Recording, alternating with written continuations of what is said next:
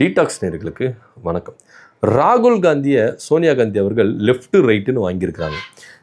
காங்கிரஸ் செய்த இந்த தவறு இன்னைக்கு தேசிய லெவலில் காங்கிரஸை வீழ்ச்சிக்கு கொண்டு போயிருக்கு. வீழ்ச்சிக்கு கொண்டு போகிறது மட்டும் இல்லை, தனித்து நிற்கிறாங்க.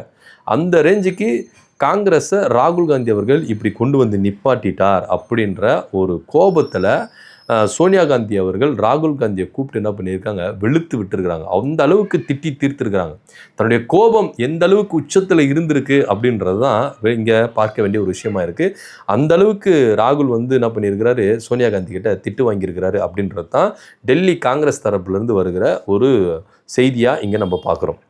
என்ன விஷயம் நடந்தது அப்படின்னா, தமிழ்நாட்டில் 2 அமைச்சர்களுக்காக இவ்வளோ பெரிய காரியங்களை செய்திருக்காரு. இது ஆனால் உண்மையிலே காங்கிரஸ் வந்து என்ன நினச்சிருக்கோம் அப்படின்னா, தமிழ்நாட்டில் செஞ்சது டெல்லியில் மற்ற மாநிலங்களில் எதிரொலிக்குமா அப்படின்னு ஒரு அலட்சிய போக்கில் தான் வந்து என்ன பண்ணியிருக்காங்கன்னா காங்கிரஸ் செஞ்சுருக்கிறாங்க. ஆக்சுவலாக காங்கிரஸ் செஞ்சதுன்னா அவ்வளோ பெரிய துரோகமாப்பா, அவ்வளோ பெரிய குத்தமாப்பா, அப்படிலாம் ஒன்றும் கிடையாதுப்பா அப்படின்னு காங்கிரஸ் தரப்புலேருந்து சொல்கிறாங்க. இங்கே ஏன் காங்கிரஸ் செஞ்சது துரோகம், சந்தர்ப்பவாத அரசியல் அப்படின்னு சொல்கிறோம் அப்படின்னா, இப்போது விடுதலை சிறுத்தைகள், இடதுசாரிகள், ஐயுமல் போன்ற கட்சிகள் எல்லாம் திமுக கிட்ட சொல்லிட்டு போனாங்க. அதாவது திமுக கிட்ட சொல்லிட்டு போகணும்னு அவசியமே கிடையாதுன்னு வச்சுக்கோங்களேன். இது ஜனநாயக நாடு, சுதந்திர நாடு. ஒவ்வொரு கட்சிகளும் அவங்கவுங்க இஷ்டத்துக்கு செயல்படலாம். திமுக அந்த பிளாட்ஃபார்மை செஞ்சு கொடுத்துருக்குறாங்க. ஒவ்வொரு கட்சிகளும் திமுக கூட்டணியில் இருக்கிற ஒவ்வொரு கட்சிக்கும் அந்த சுதந்திரத்தை கொடுத்துருக்குறாங்க. இப்போ பாஜகலாம் இறுக்கி வைக்கிறாங்களே, அந்த மாதிரிலாம் இறுக்கி வச்சதே கிடையாது. ஃப்ரீயாக நீங்கள் இஷ்டம் தான் போனேன். இப்போது விடுதலை சிறுத்தைகள், இடதுசாரிகளாக போடுவேன், அண்ணே நீங்கள் என்ன வேணால் முடிவெடுங்கண்ணே, எங்களுக்கு அதை பற்றி பிரச்சனை கிடையாது, ஆனால் நம்ம கூட்டணியாக இருந்து ஒன்றா செயல்படணும் அப்படின்ற ஒரு ஆசையை ஸ்டாலின் அவர்கள் வெளிப்படுத்தியிருக்கிறார் அப்படின்னு சொல்லிட்டு சண்முகம் ஐயா அவர்கள் தெளிவாக சொல்லிட்டார், பொதுவெளியில் சொல்லிட்டார். ஸோ இப்படியா இருக்கும் பட்சத்தில் காங்கிரஸ் இதை செஞ்சாங்கன்னா கிடையவே கிடையாது. முதுகில் குத்திக்கிட்டு சொல்லாமல் கொள்ளாமல் பதவி சுகத்துக்காக, சுயநலத்துக்காக என்ன பண்ணிட்டாங்க, 60 வருஷம் கழித்து நம்ம அமைச்சரவையில் இடம்பெறோம் அப்படின்னு அந்த ஒரு ஆசைக்காக என்ன பண்ணாங்க, ஓடி போய் ஃபஸ்ட்டு என்ன பண்ணிட்டாங்க, தாவேக்கா கூட கூட்டணி வச்சுட்டாங்க. இது இந்தியாவில் எதிரொலிக்குது, அதாவது இந்தியா கூட்டணியில் எதிரொலிக்குது. காங்கிரஸுடைய நிலைப்பாடு, அணுகுமுறை அப்படின்றது ஒரு சுயநலமாக, சுதந்திரமாக இல்லை, சுயநலமாக இங்கே இருக்குது அப்படின்றத அகிலேஷ் யாதவ் முதற்கொண்டு, அதே போல் வந்து பார்த்திங்கன்னா ஆம் ஆத்மி, மேற்கு வங்கத்தில் இருக்கிற மம்தா பானர்ஜி, பல கட்சிகள் மத்தியில் சிபிஎம், இவங்க கட்சிகள் பார்த்திங்கன்னா அதிருப்தியை வெளிப்படுத்துகிறாங்க. இந்தியா கூட்டணியில் கூட திமுக அப்படின்றது இல்லை. இப்போ இங்கே விடுதலை சிறுத்தைகள் கட்சியினுடைய முதன்மை செயலாளர் ஆலூர் ஷானவாஸ் என்ன சொல்கிறாருன்னா, தமிழ்நாட்டில் இந்தியா கூட்டணி கிடையாது அப்படின்னு சொல்கிறாங்க. ஏன் சொல்கிறாங்க அப்படின்னா, இந்தியா கூட்டணியில் திமுக இல்லை. இந்தியா கூட்டணிக்கு ஒரு முக்கியமான முகமாக, ஒரு பவர்ஃபுல் சென்டராக திமுக இருந்தது.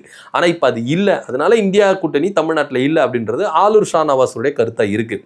ஆனால் டெல்லியில் நீங்கள் இப்போ எடுத்துட்டிங்கன்னா காங்கிரஸ் அப்படின்றது தனித்து விடப்பட்டிருக்கு, தனியாக நிற்கிறாங்க. நாடாளுமன்றத்தில் இருக்கைகளை பிரிச்சுக்கிட்டு வந்தாங்க திமுக.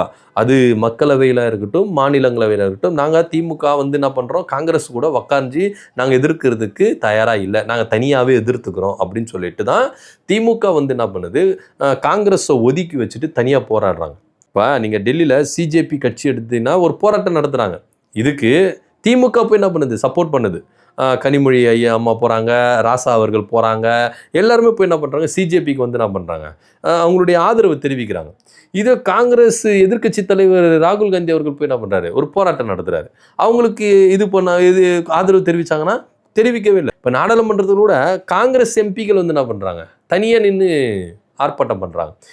இப்போ இவங்க 2 பேரும் ஒன்றா சேர்ந்துருந்தா எப்படி இருந்திருக்கும் பாருங்களேன். அதாவது இந்த போராட்டம் அப்படின்றது திமுக காங்கிரஸ் பழையபடி இருந்திருந்தா ஸ்டாலின் அவர்களுடைய பங்களிப்பு, எதிர்ப்பு எப்படி இருந்திருக்கும் அப்படின்ற ஒரு இமேஜினேஷன் பண்ணி பார்க்கணும். பயங்கரமாக இருந்திருக்கும். ஆனால் இங்கே சுயநலத்துக்காக 2 அமைச்சர்களுக்காக நீங்கள் ஆசைப்பட்டு இன்னைக்கு இந்தியா கூட்டணியே செதறுது, இந்தியா கூட்டணியே உடையுது, காங்கிரஸ் தனித்து நிற்குது. இந்த கோபம் தான் சோனியா காந்தி அவர்களை உச்சத்தில் கொண்டு போச்சு அப்படின்னு தகவல்கள் இங்கே வெளிப்படுது. ஸோ இந்த கோபத்தினுடைய உச்சம் இன்னைக்கு ராகுல் காந்தி லெஃப்ட் ரைட்டு வாங்கியிருக்கிறாங்க அப்படின்னு தான் இங்கே பார்க்கணும். ஏன்னா ஒருவேளை ராகுல் காந்தி அவர்கள் சோனியா காந்தியுடைய ஆலோசனை இல்லாமல் தமிழ்நாட்டில் இந்த மாதிரி முடிவு எடுத்திருக்கலாம். இது சோனியா காந்தி அவர்களுக்கு என்ன விளைவு வந்துட போகுது, திமுக காங்கிரஸ் கூட்டணி என்ன விளைவு வந்துட போகுது அப்படின்னு யோசித்திருக்கலாம். ஸோ அதனால் இங்கே ராகுல் காந்தியே சுயேட்சையாக முடிவு எடுத்திருக்கிறதுனா வாய்ப்புகள் இருக்குது அப்படின்னு நம்மளால் யூகிக்க முடியுது. அவ்வளோதான், இது கன்ஃபார்மாக கிடையாது, யூகிக்க முடியுது. ஸோ இந்த அடிப்படையில் காங்கிரஸ் இந்த மாதிரி ஒரு துரோகம் செஞ்சிருச்சே அப்படின்னு சொல்லிட்டு அந்த துரோகத்தை தாங்க முடியாமல் காங்கிரஸை விட்டு திமுக என்ன பண்ணணும் வெளியே வராங்க. எதுலேயுமே நிற்கல, அவங்களுக்கு உதவவே இல்லை. இன்னும் சொல்ல போனால் இங்கே காங்கிரஸ் என்ன பண்ணுறாங்கன்னா பிரிகிறாங்க. அகிலேஷ் யாதவாக இருக்கட்டும், எல்லாருமே தேஜஸ்வி யாதவாக இருக்கட்டும், எல்லாரும் பிரிகிறாங்க. இப்போது ஸ்டாலின் அவர்கள் தலைமையாக வைத்துக்கொண்டு, திமுகவை தலைமையாக வைத்துக்கொண்டு அகிலேஷ் யாதவ், அதே தேஜஸ்வி யாதவ், அதே போல் ஆம் ஆத்மி அரவிந்த் கெஜ்ரிவால், மம்தா பானர்ஜி, அதே போல் உத்தவ் தாக்கரே, இவங்க எல்லாருமே என்ன பண்ணுறாங்க, ஒவ்வொரு அணியில் திரண்ட போகிறாங்க. ஏன்னா காங்கிரஸ் அவங்க மேலே இருக்கிற நம்பிக்கையே போயிடுச்சு. காங்கிரஸ் எந்த அளவுக்கு ஸ்ட்ராங்காக கூட்டணிகளோடு இருப்பாங்க அப்படின்ற நம்பிக்கையே போயிடுச்சு.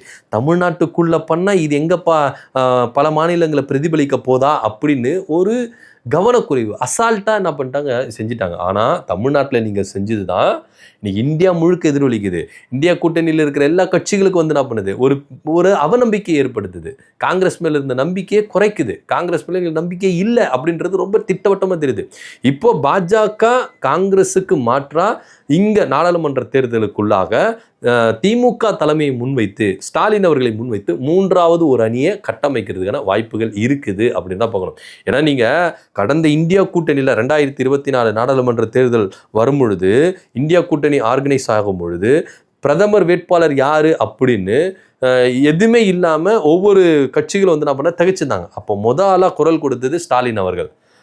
ராகுல் காந்தி தான் பிரதமர் வேட்பாளர் அப்படின்னு ஃபஸ்ட்டு குரல் கொடுத்தது, ராகுல் காந்திக்கு ஆதரவாக நின்றது ஸ்டாலின் அவர்கள். அந்த நன்றியெல்லாம் மறந்துட்டு அவங்க முதுகில் குத்திட்டு நீங்கள் போகிறீங்களே, அப்போது ஸ்டாலின் அவர்களுக்கு எப்படி இருந்திருக்கும் அப்படின்றதான் இங்கே பார்க்க வேண்டிய விஷயமா இருக்குது. நீங்கள் தமிழ்நாட்டில் திமுகவுக்கு செஞ்ச துரோகம் இன்னைக்கு இந்தியா முழுக்க எதிரொலிச்சிருக்கு. இந்த கோபத்தினுடைய வெளிப்பாடு தான் சோனியா காந்தி அவர்கள் ராகுல் காந்தியை திட்டி தீர்த்திருக்கிறாங்க அப்படின்றது ரொம்ப வெட்ட வெளிச்சமாக தெரியுது.